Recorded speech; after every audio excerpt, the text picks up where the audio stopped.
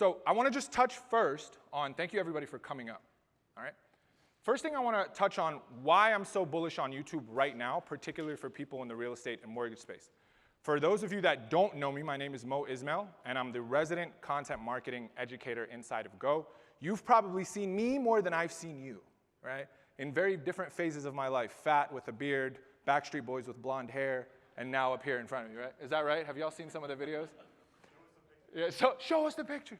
Second thing, if as technical as you want to get, I can go. As high level as you want to get, I can go there. Whatever you want to do is where we're going to take it, but I do want to remind you that there is fully flushed out curriculum across the very technical how to do things inside of the community, okay? So if you go to your section, go to the bottom of the curriculum, go to bonus, if you're already in the community, there's tens of hundreds of videos walking you through exactly how to do it. So if there's something that we talk about and you're like, well, how am I going to execute on this? There's probably a video for it, okay? The goal today is to talk to you about how YouTube goes from showing you off to thousands and hundreds of thousands of people to turning them into clients. And I'm going to show you some results before we really get into it. But just by a survey of the room, why do you think we're even talking about YouTube? Just spit it out. Let's hear it. Why do you think YouTube is important? One word or a sentence. What do you think? Longer form.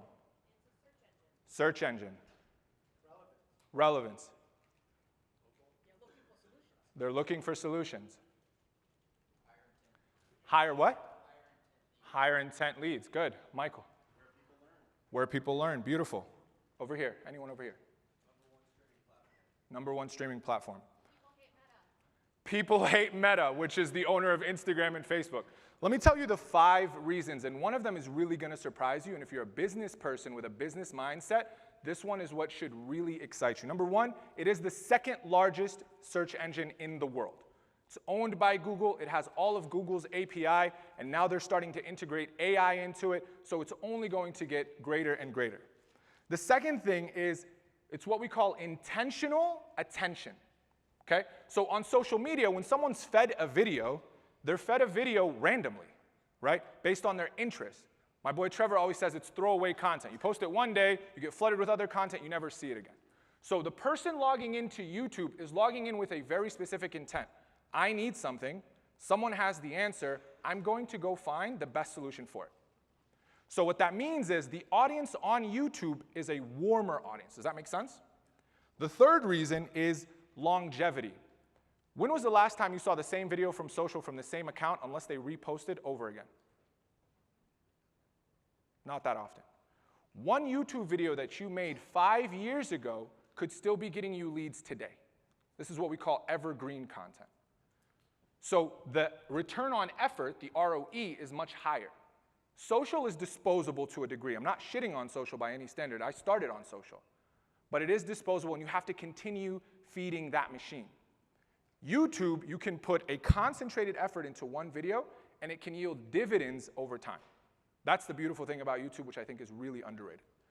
The fourth thing is you have longer time horizon to build trust. So if you watch somebody for 30 seconds, do you really think you know them? Right? You probably have to go to their profile, binge them, but if you sat down and watched somebody for 10 minutes, do you think that you would get a better read on whether or not they're an expert? Who struggles in here to make 30-second videos? I hear it all the time. Like, how do I get my genius out in 30 seconds? I hear that all the time. But could you do it in 10 minutes? Could you do it in 15? Could you do it in 20? Now, the fifth one is what I think a lot of people don't talk about. And everybody in this room is kind of a finance person, so you'll love this term. YouTube is self-liquidating.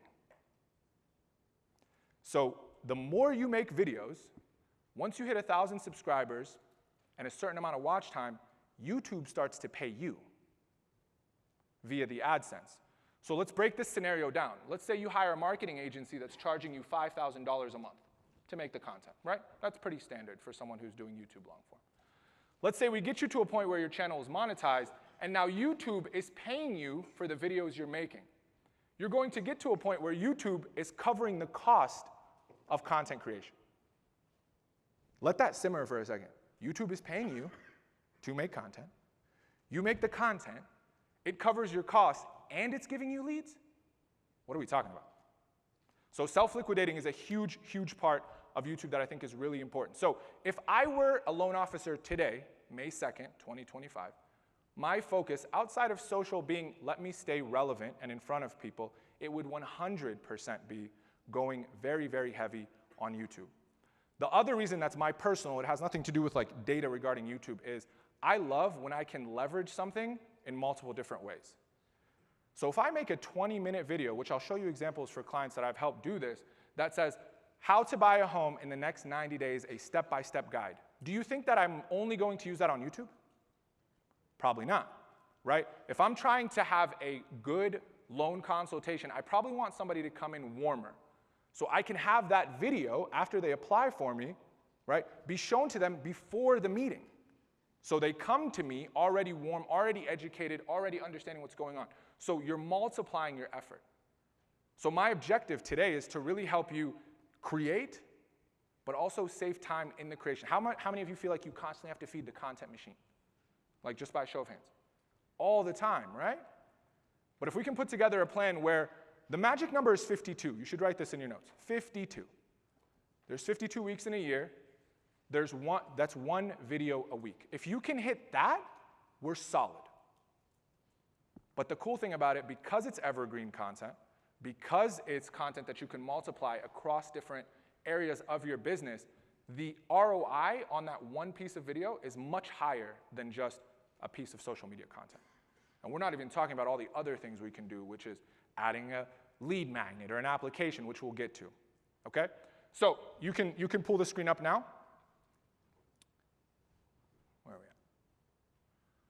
I know a lot of you have experienced me like during lunch being all playful and fun. Like I'm in teacher mode right now, so it's gonna be a mixture of both. But I want you at your tables, we're gonna spend 10 minutes.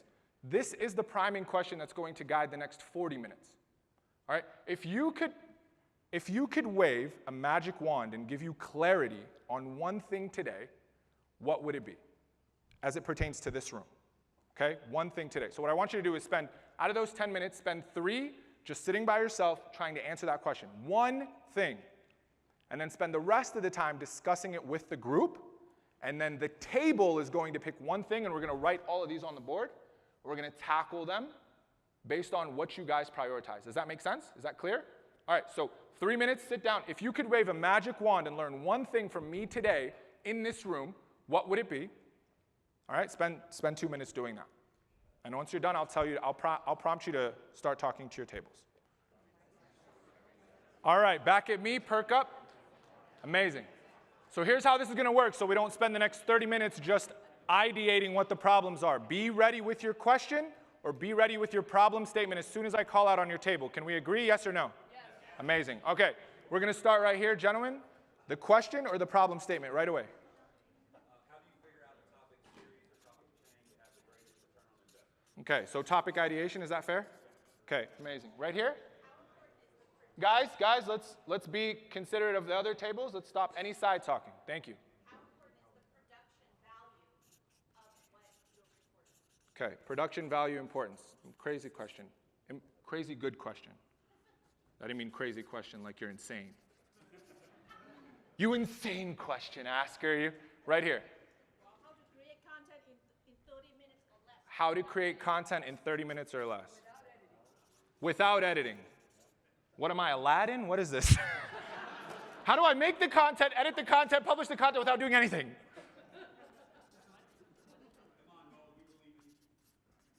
How do I do the work, Mo, without doing the work? You're in the wrong room. Right here. How to strategize, produce, and edit, and what tools to use to make sure that we're consistently posting every single day. I'll see you at the reception tonight. Is this fair? Is this fair? This looks like the gamut. Like how to create content from beginning to end. And what tools? I like that question a lot. Good. What tools make things easier? Okay, good. All right, the table right behind that one. How do you capture leads? Amazing question. Okay, capture leads. Table behind it, the two gentlemen in the back. Create content, long-form content that usually chopped up into small areas. Okay. How to chop up long form into short form? Yes? Okay, so long form to short form. Okay, amazing, right here. By the way, everybody else in the room's got work to do because it's already my favorite table. Right here. How to attract subscribers when you are. Grow subs, right? Grow subs. Okay. Table behind it. How to capture someone's attention in the first few seconds. Okay. Attention hacking. Okay. Seconds. Okay. Right behind them. How to, similar to the subscriber thing, how to create a brand that people want to subscribe to. Okay. So we'll just go grow subs again. Good question. Right behind them. Michael? Yeah, if you got one piece, do you go ahead and like put it on all the platforms at the same time, or would you split it up into certain platforms? Distribution. Content splitting. I don't really understand it, but maybe we can explore it later. I'm just trying to move quickly here as far as the ideation. But good question. Right here. Ours is like around scripting on the videos. You have it word for word, or you have more general bullet point ideas that you Okay. All right. Right behind them. How to get your videos to stand out over others? Stand out. How to be different. You should have gone to Trevor's thing. Did you go to that? You did not. You're in the community, right? Are you new? Are you with us in the community? Lucky for you, we have the recordings. Amazing. Right behind you? How to be at the top of the list when people are searching for videos? Top of the list search, okay. How to be found, how to be top of the list.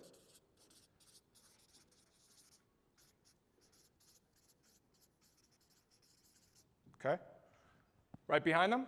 Fitting it into your social media cadence. What does that mean? Social media cadence? Oh, like how often should I post? Okay. Content calendar? Okay. All right, speed round for everybody here. This table? How to keep like viewers engaged all 20, 30 minutes. Okay. Viewer engagement, very good. Okay. Where to start? That's great. Start where? Okay, and the table right behind him, last but not least? Yes, you can. And you should. And then just title them and repackage them and post them. But the short strategy is completely different than the long form strategy. But yes, you should. If anybody in the room already has short form content created for Instagram, and majority of it is evergreen and not just timely, like it could only work at a specific piece of time, you should 100% be reposting it back on YouTube. 100%, no question. So that question's already answered. Last table. Oh, that's the coaches, my bad, I just realized. Okay. Just tell me the top 3 things we want to cover today, because there's no way I'm going to cover everything in the next 30 minutes. So, where to start, okay. Subs, how to grow subs. Tools. If I cover those 3, would y'all give me a 10 on the QR? Yes. Say less. We're about to work. Let's go. Okay. So let's first understand how content works. There's 3 stages in content, and this is where we're going to get technical. And the thing that you absolutely have to understand, I don't care what you want to create content about. Write that in your notes. Just because you want to create content about it does not matter. You need to create content based on where the audience is now. Okay? This is a very important marketing concept for you. And this is going to answer how to grow subs. So there's something called the audience's current reality. Okay? And then from current reality, there's a bridge. We'll just call this a bridge. To their desired future state. Okay? Your responsibility is take them from their current reality to the desired future state. So their current reality could be that they don't own a home and they're renting. Okay? Their desired future state is that they want to buy a home. Their current reality could be that they have shit credit. Their desired future reality is that you are going to make their credit better. Maybe their current reality is that they have a scarcity mindset around money. They don't understand money, investing, how to make it, how to budget it, how to pay for it, all these kind of things. Their desired future state is that they master their money. When we take somebody from their current reality, your responsibility should be, what are the problems, concerns, and worries that my audience has now that I could solve for them? That's the pool of content that you should be making. So everybody after a consultation call, or whether you have a call with a client, or whatever that may be, you should be listing what are the frequently asked questions that they have. And that should be the start of your content. There's 3 types of people online, or 3 stages. Problem unaware. Sorry, there's 5. Problem aware. Solution aware. I'm going to skip one of the 5th one just to get to the point here. Okay. To grow subs, you have to take somebody who doesn't know they have a problem and make them aware of the problem. Have you ever seen a blog post that says, let's just say it's for women, like, why you have a mom pooch? Have you ever seen articles like that? 5 reasons the food you're eating make you have a mom pooch. And you're like, I didn't even know that was an issue. I didn't know that. And then you read it and you're like, oh my God, this is the issues that I'm doing. You've now taken them from problem unaware to problem aware. If you want to grow more subs, your responsibility is to go as broad as possible. The mistake we make is we talk to the audience in our content like they already know what we're talking about. We're like, this is how you can get seller contingencies or seller concessions on your home when you buy it. You're like, what? I don't even know what seller concessions are. Versus if I say how to buy a house without any money down, or how to get somebody to pay for your house for you. And then in the video, you describe what seller concessions are. Is that resonating here? So what I want you to do, if your goal is to grow subs, take the idea and broaden it for mass appeal. That anybody could understand. This content is top of the funnel content. I just want people to know their problem and know that I could potentially solve it. This is key here. The second stage is from problem aware to solution aware. So I've made them aware of the problem. Okay? Now I want to introduce certain solutions. This can be how a single mom was able to buy a $300,000 home for only $15,000. I'm talking about a very specific solution here because I already know the problem because I learned about it. And in there I may talk about an FHA loan, I may talk about a VA loan, I may talk about a conventional loan. Right here is middle of the funnel content. This is now they are beginning to trust you. This is not necessarily going to grow subs, but it's going to grow trust.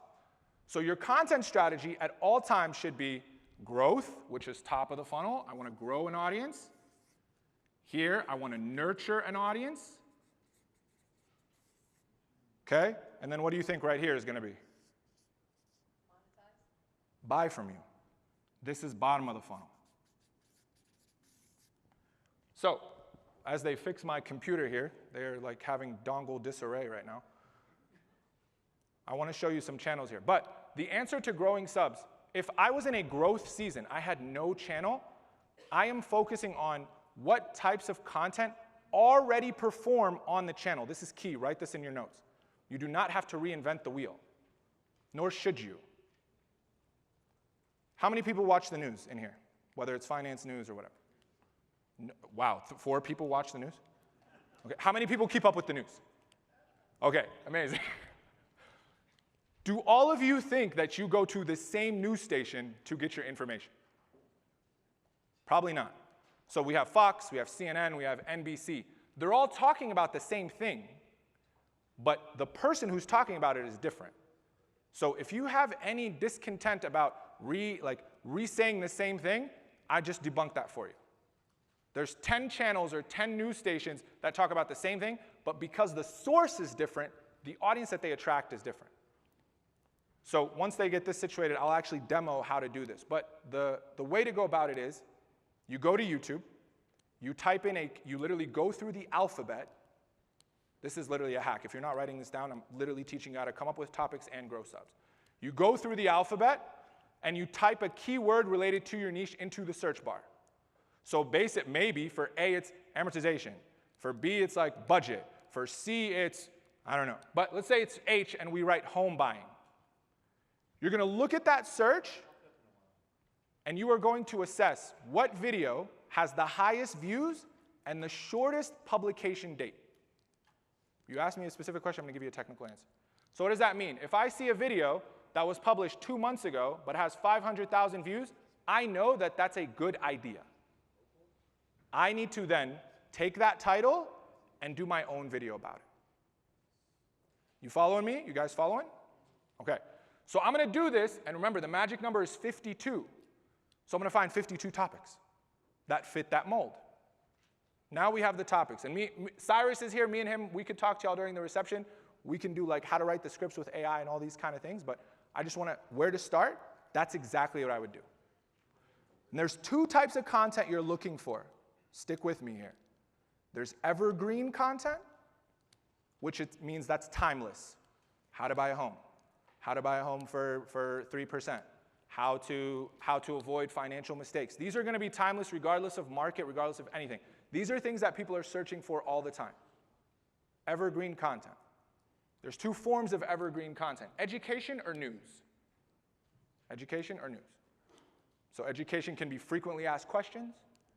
It can be problems. It can be mistakes. News is what's evergreen news that comes up. Maybe it's local news, like the 5 best places to eat in my hometown. That's evergreen news. Then we have on-time content. And this is where I think the money is, and it's so underutilized right now. And if you're not doing it, I just talked about it in one of our sessions inside of the community. On-time content is what's happening right now that I can attention jack. So what's happening right now that you think everybody's listening to? Tariffs, the economy, the bank.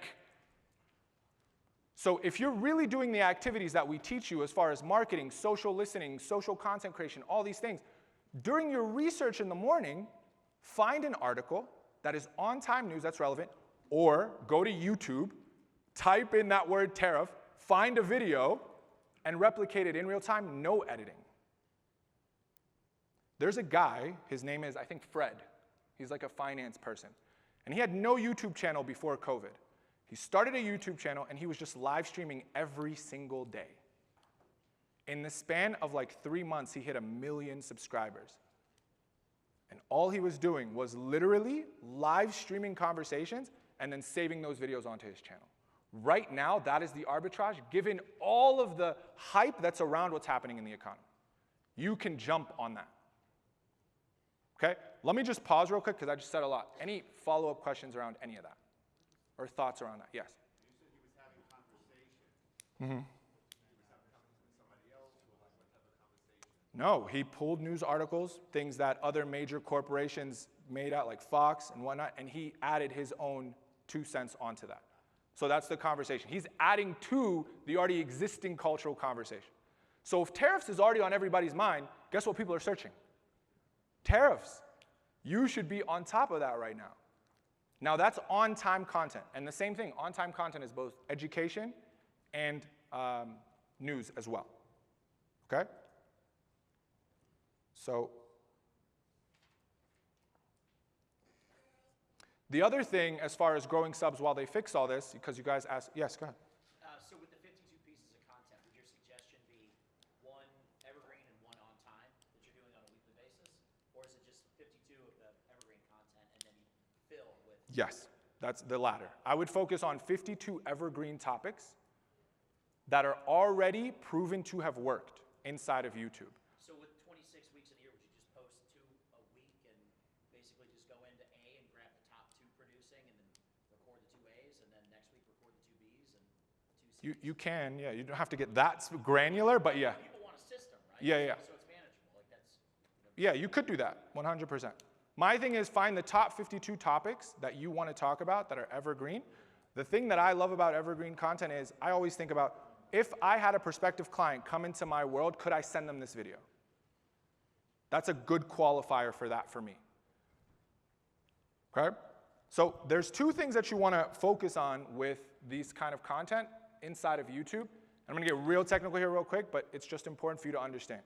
To grow subs, you actually have to have people watch the video.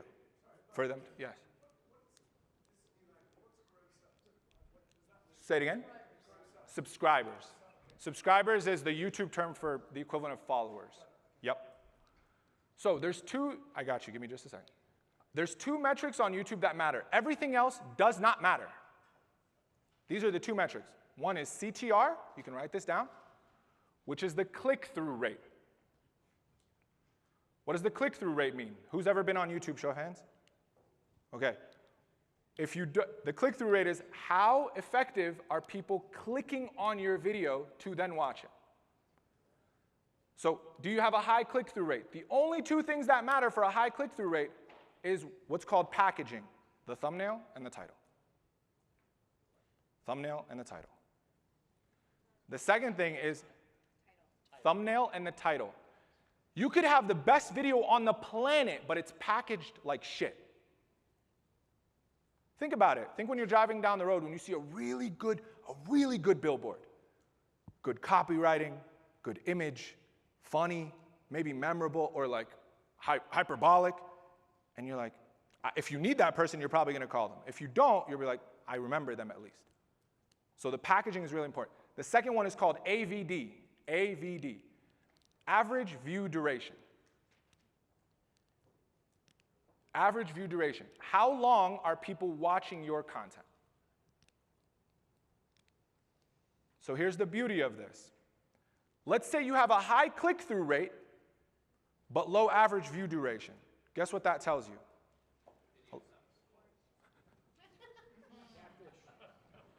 That video is trash. Maybe, but if I'm looking at analytics, or if you hire somebody that looks at, if I have a bunch of people clicking, but let's say it's a 10-minute video and only 1 minute is being watched, that means I have the wrong audience. The wrong audience is clicking on it. But let's say I have low click-through rate, but high view duration. What do you think that tells me? Low, they don't click on the video, but the people that do watch it, they watch the whole thing. Your packaging is shit. Okay?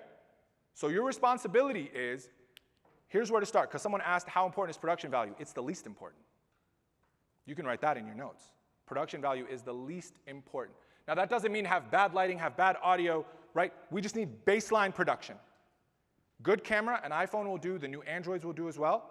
Good lighting, good mic. I give you all three of those for under $100 inside of the community.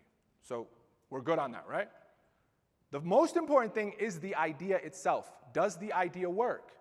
Has the idea proven to work? That's why I'm like, I don't want you to reinvent the wheel. I want you to go on YouTube, find what's working, then say it in your own way. Okay? So the topic is really important. The second most important thing is the packaging.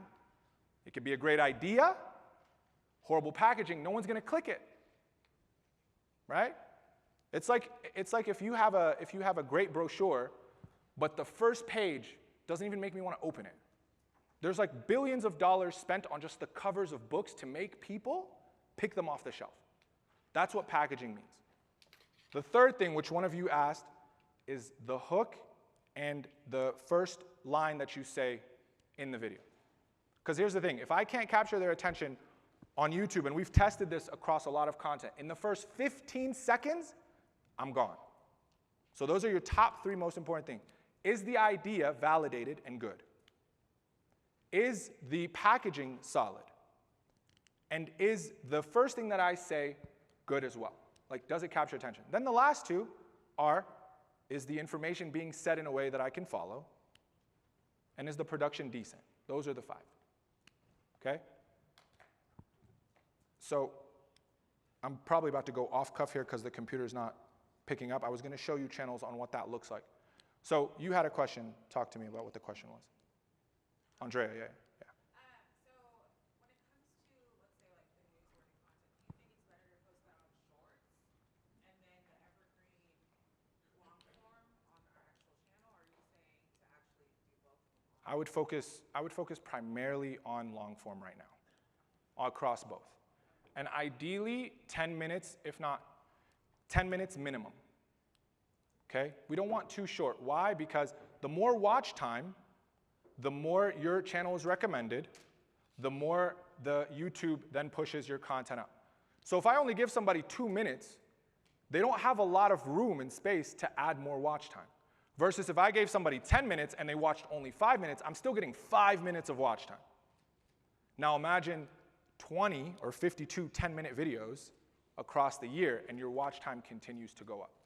The reason why I really think that long form is the most important right now is because you have to get better at communicating on video anyways.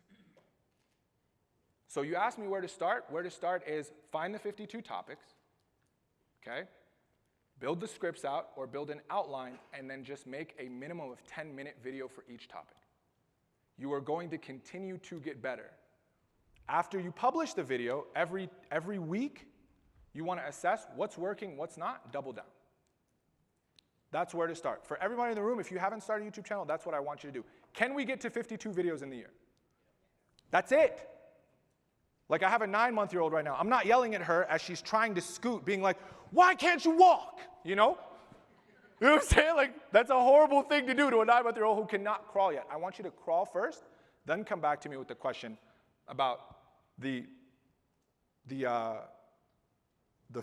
everything else. That's what I'm going to say. I just started thinking of my child, and I just saw her gummy smile, okay? So here's the thing. You asked me how I would do this. So I literally just typed home buying up here, okay? I see Dave Ramsey come up, and I'm going to tell you all these tools that I have because your YouTube probably doesn't look like mine. Oh, that's terrible. Terrible. Have you all seen that TikTok where it's a little kid, he's like a little black boy, he comes off the school bus and his mom's waiting, and he walks out, and she's like, hey baby, how was your day at school? He's like, Mom, that sandwich you made? Terrible. So, terrible. Okay. So here's what I'm looking at, right? I see Dave Ramsey. I see home buying advice no one else will tell you. 442,000 views, if you can see my mouse. Actually, let me scroll in. 1 year. So to me, I would put that on my list. And when I say 52 topics, I don't necessarily mean only get 52. Make an exhaustive list, like sit down one day and just research. And then pick the 52 you want. The cool thing about once you have your 52, you can literally just set times to sit down and batch create this stuff. Okay? So this is something that I would put on my list. What am I going to put on this list? I'm going to put the title and I'm going to put the thumbnail. I'm not necessarily going to recreate it the same way, but at least I know home buying advice no one will tell you. So if I see that title, what is Shira going to say about home buying advice no one will tell you? And then she writes her notes and then she makes the video. I am being a little facetious in saying this that this is easy, so you don't feel like it's overwhelming. That's all I want you to do. I'm intentionally talking about this like it's simple. Because I want you to feel like, wait, that's all I got to do? Find a topic that works and then just make a video about it? Yes. That's it. I could give you level 10, but I would lose you at level 10. And I don't want to do that just yet. Now, how to buy a house step by step. Very high performing video, 600,000 views. He has 1 million subscribers, so I know relative to his subscriber count that's high performing, but it was published 4 years ago. So I have to be discerning here. Is this just an evergreen piece of content that will grow over time? Or if I made this today, it would be really popular. And 9 times out of 10, what's going to tell me if this is an outlier piece of content is if they have low subs, but high views for that video. You following me there? So that to me is an outlier video. So I'm just going to keep doing this right here. The complete timeline of buying your first home. 18,000 views, 2 months, 172,000 followers. Okay, that to me is nice. The next step I'm going to do is, I'm about to show you the hack of the hacks here. I'm going to go to Javier's channel. I'm going to go to videos. I'm like, I like this guy. He's about mortgage and finance. He's doing it. I'm going to go to his videos. Notice right here it says latest, popular, and oldest. Can you all see all that? Latest means what has he published recently? Now I'm going to look at the first 3 rows because I have 12 videos on those first 3 rows. I'm going to just, in my mind, get the average view count for this man. This is without any tools. This is just YouTube, okay? So 7,000 he posted a week ago. 20, 24, 14, 34, 8,000, 8, 22, 28, 23, 25, 19. So one could argue that he averages around 15,000 views. Right? That's his average. I'm going to look at wow. Terrible. Everyone say, No, I'm just kidding. I'm kidding. That's messed up. That's bullying y'all. I'm kidding. I swear I'm kidding. You know, some people know me. This is my comedic style. I'm kidding. Why the housing market is not getting better. 34,000 views. So that tells me that as far as current information now, that is an outlier video for on-time content. So I would literally take that title and give my 2 cents in that same video. Okay? So that's for latest. The second thing I'm going to do is I'm going to press popular. This is where the juice is. So this is Javier's all-time most popular videos ever made since he started his channel. Okay? I'm going to try to find the most popular in the shortest amount of time. So I have home buyer mistakes to avoid 4 years ago, 998,000. So to me, what that tells me is this on time or evergreen content? Louder, I want to make sure you're paying attention. Evergreen content. Okay, but then I see housing market crash could be brutal on new home buyers. What Javier did here that's so brilliant is the title sounds evergreen, but he posted it a year ago. That's his second highest views video. So if I think about that as like, that title would work right now. So that's immediately on my list. And that could work both ways, on time or evergreen. So here's the blueprint. You're going to sit down. You're going to find 10 channels in an Excel doc. And by the way, everything I'm telling you is in deep dive in the coursework. You're going to find 10 channels. And for each channel, you're going to find their 10 most popular videos that happen in the shortest amount of time. How many videos do you have at that point? You have 100 videos. Okay? And you're going to create that on autopilot. Now, Watch those videos and then just recreate what they just said. okay, so off the record. Off the record, friend DA right now, me and you? Friend DA, okay? Yes and no. So if I'm still getting my bearings, I would watch it. But I'm not watching it to plagiarize. I'm watching it to see what the sequence is. Like, what is this person covering in sequence? And then once I understand, I'm going to ask, how would I explain this? And then I would do it. But don't plagiarize them. Okay?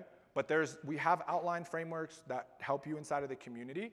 The goal is to just see what exactly are they talking about. Where is the most replayed? Like, YouTube will show you where did people most replay. So this is one of our clients, Kevin Polakovich. He's out of, so right here, if you see it says how it says most replayed, I would see where the most replayed section of the video is, right here. 11 minutes. I'm going to see what am I talking about in 11 minutes if I'm going to recreate this video. Can y'all see that? Yes? Yes or no? Okay, cool. Now, you might be seeing a lot of different tools here on the side. You're like, what's going on? So if I opened your YouTube, your search is not going to show me what I'm seeing here, the same thing that I'm seeing. Let me go back. Or Javi. Today we're going to be talking about one of the most common home buying myths out there, and that is No, we're not. only buy a house. No, we're if you have not. No. 20%. We're not. Kill this out. We're not talking about that. Notice how on my screen you can see how many subs this channel has. Sorry. See how it says 4 million subscribers? This is a tool called vidIQ. So I download Chrome extensions for 3 reasons. 1, visibility, so I don't have to do a lot of clicking. 2, automation. And 3, ideation. That's what I use these tools for. So the number 1 tool I want you to install, it's a Chrome extension, it's called vidIQ. The reason why is, if you were to open YouTube on your laptop right now, you would have to, all you would see is the view count. Okay? Then you would have to click on Ramsey's channel to see how many subscribers you have. But if I want to make a quick judgment call if this video is good or not, I need to see views, subs immediately, right away. The second one, and this, honestly, what would you say, Cyrus? Do you think this is, have you used ViewStats? No, I haven't. Okay. If there was any software I would download for YouTube, it's ViewStats. Let's watch this. And I would even pay for the pro version if you're really serious about ViewStats. Mr. Beast created it. That should tell you all you need to know. Who knows Mr. Beast? Show of hands. This man created this software and has been using it for years, and he just made it public like 6 months ago or a year. So let's say I type in the word real estate. Now the pro version will show you, like whoever you hire is probably already using this, but the pro version will show you like what thumbs did they use, how many title changes did they do. We're not going to get into all that. but just generally speaking, if I type in real estate, it shows me all of the top performing channels from that keyword. So remember how I told you to make a list of 10 people? I would use view stats for that. So I'm going to scroll, I'm going to see who's somebody that, maybe Sean Penn, but I'm going to write, maybe let's write home buying, or maybe mortgage later. Let's write mortgage.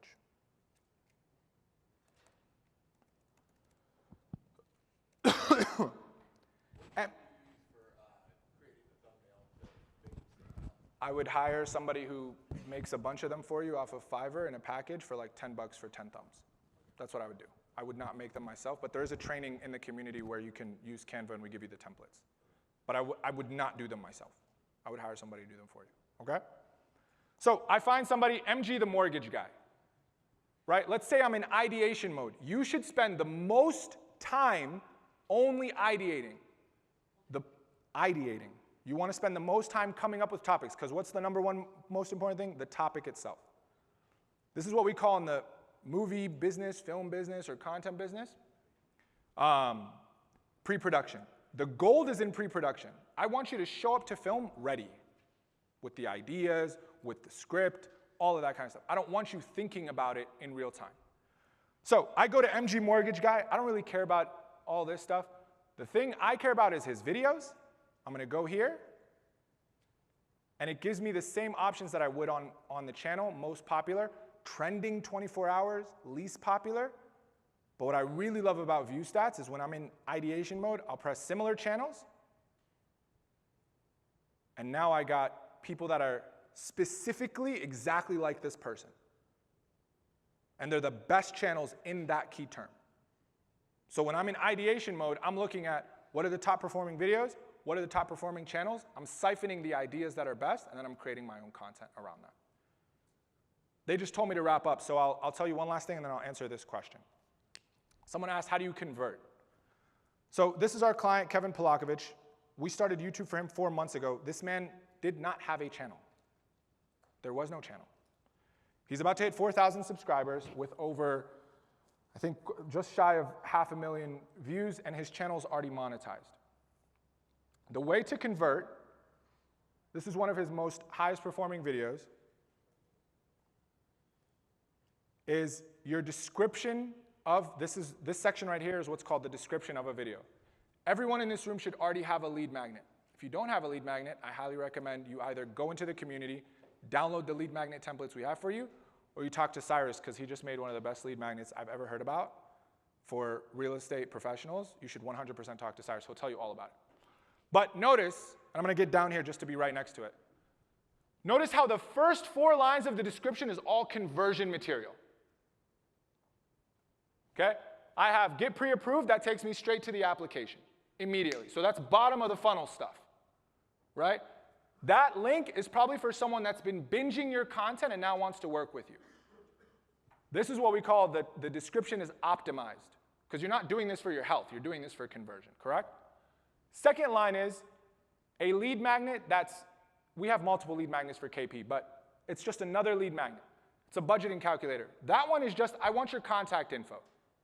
So if I see that you downloaded your budget calculator, I'm going to follow up later via email and say, hey, I saw that you watched this video, downloaded the budget calculator. Are you interested in buying a home? So it's just a communication point. And the last one, stay up to date on all things home buying, real estate, and personal finance. That's his newsletter. So how do you convert someone from YouTube to your CRM to an application? You literally don't be shy and ask for it. And you do what's called a CTA. Many of you in this room have heard me say that, call to action. All of these right here are call to actions. So that's how you literally go from nobody knowing you to everybody watching your stuff to then converting. Now, it's not going to happen from one video. I just want to set your expectations. Over time, this is what happens. Someone might look at Kevin's channel and be like, well, Mo, some of his videos are only getting 400 views or 124 views. Sometimes the most narrow of topics have the highest subscriber conversion. Sometimes a video is not intended for virality, but it's intended for something else, like SEO, or it's intended for hyper-local. Sometimes the majority of your subs are going to come from 1 to 3 videos. Like 10% of your output is going to dictate like 90% of your results. So I know I just hit all over the place. You had your hand up, and then I'm going to wrap up. Yep.